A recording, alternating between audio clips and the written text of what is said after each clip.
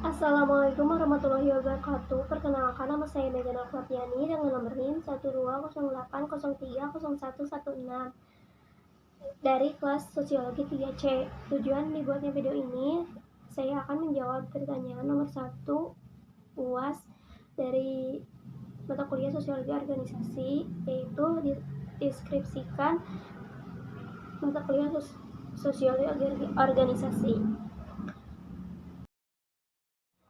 Yang pertama, saya akan menjelaskan tentang pengertian sosiologi organisasi. Sosiologi organisasi adalah disiplin ilmu pengetahuan yang mempelajari secara mendalam keberadaan organisasi dalam masyarakat, hubungan antara organisasi dengan lingkungan sosial sekitar terkait dengan sifat dan peranan organisasi, siapa yang menjadi sasaran layanan, bagaimana organisasi berinteraksi dengan organisasi lain, interaksi manusia dalam organisasi, peran kekuasaan, kepemimpinan, serta dinamika organisasi. Dan yang kedua, saya akan membahas pengertian sosiologi organisasi menurut para ahli. Menurut Max Weber, definisi sosiologi organisasi adalah bidang studi pembelajaran organisasi yang merupakan sistem legal, rasional, dan struktur dan proses yang menggambarkan rancangan aktivitas untuk mencapai tujuan tertentu yang disebut birokrasi. Menurut Talcott Parsons, pengertian sosiologi organisasi adalah diorientasikan pada pengamatan organisasi yang merupakan terbentuk dari sistem sosial yang aksi nyatanya pencapaian tujuan untuk selanjutnya ke arah yang lebih luas. Selanjutnya saya akan membahas objek mengenai sosiologi organisasi.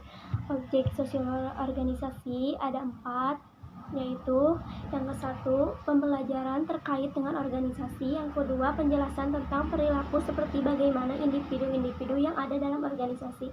Yang ketiga, pengulasan sekaligus penjabaran keberadaan organisasi dalam masyarakat. 4, paradigma teoritas berdirinya organisasi dan terkumpulnya anggota. Dan yang selanjutnya saya akan membahas tentang ruang lingkup sosiologi organisasi. Ruang lingkup sosiologi organisasi ada 3, yaitu 1. Kajian individu. 2. Hubungan antar pribadi dalam organisasi atau kelompok. 3. Organisasi besar atau formal.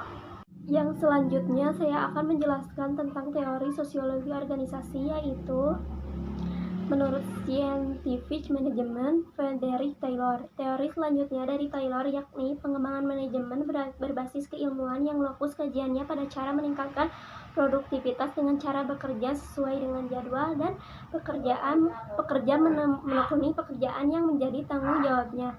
Kedua, sistem umum von Bertalanffy. Teori ini memandang organisasi sebagai suatu sistem yang saling terkait antara seperangkat subsistem yang digunakan dalam satu kesatuan. Dan yang terakhir, saya akan menjelaskan tentang manfaat mempelajari mata kuliah sosiologi organisasi, yaitu sosiologi organisasi bermanfaat untuk mengetahui perilaku manusia dalam organisasi, bagaimana manusia dipimpin ataupun dikelola, serta bagaimana manusia berhubungan dengan lingkungan sosialnya.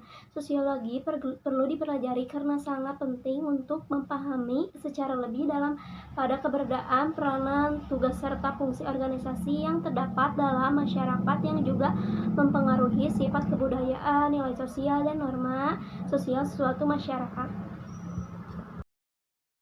Jadi, mengenai sosiologi organisasi adalah sebuah ilmu sosial yang mengkaji bidang organisasi yang ada di dalam masyarakat.